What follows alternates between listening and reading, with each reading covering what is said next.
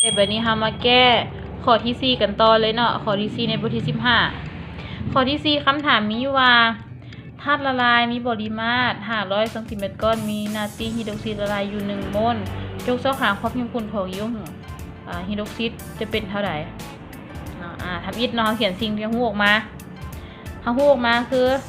บริมาตรเนาะธาตุละลายมีปริมาตรสัญลักษณ์ด้วย V เนาะเท่ากับ500ซนก้อนมีนาตรีไฮดรอกไซด์ละลายอยู่1โมลเนาะอยู่ในนี้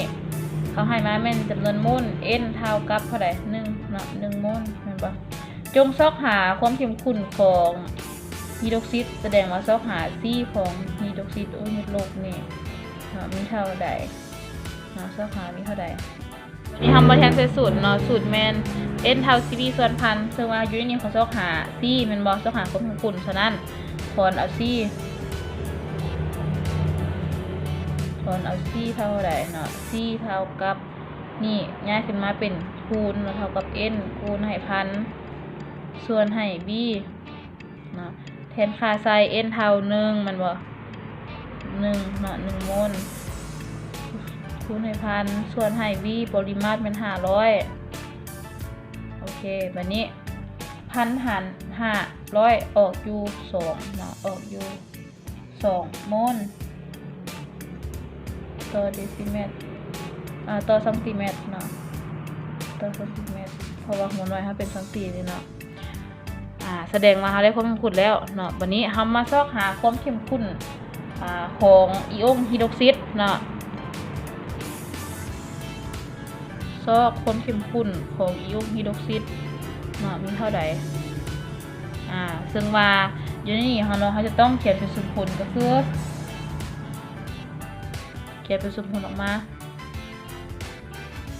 นี่แมนนาตรีไฮดรอกไซด์เนาะเมื่อเข้านาตรีไฮดรอกไซด์นี่ไปละลายในน้ำเนาะไปละลายในน้ำแล้วมันจะแตกตัวออกได้นาตรีบวกกับโคเฮดลบหรือว่าอิออนไฮดรอกไซด์เนาะวันนี้เราก็มาเปรียบเทียบเบิ่งอยู่ข้างหน้านี่มันบ่มีอีหยังแสดงว่าจำนวนโมลเป็นเท่า1โมลเนาะอิออนของไฮดรอกไซด์ก็เท่ากับ1โมลคือกันวันนี้เมื่อที่ว่านาตรีไฮดรอกไซด์นี่มีจำนวนโมลอยู่2โมลเด้เนาะจำนวนโมลของอะซิดของไฮดรอกไซด์นี่สิมีเท่าใดอีกเนาะเฮาก็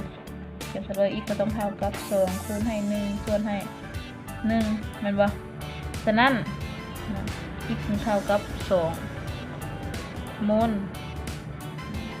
คำตอบออกเป็น2โมลเบิ่งอีกทีนึงเนาะออกเป็น2โมลโอเคบัดนี้มาเบิ่งคำตอบเนาะมันมีช้อยให้เลือกอยู่นี่4ข้อนี่นะเนาะคำตอบออกอยู่2โมลแสดงว่าต้องแม่นข้อใดออก2โมลข้อที่ออก2โมลก็แม่นข้อควายเนาะแสดงว่าข้อควายถูกต้องเนาะอันนี้แม่นข้อ C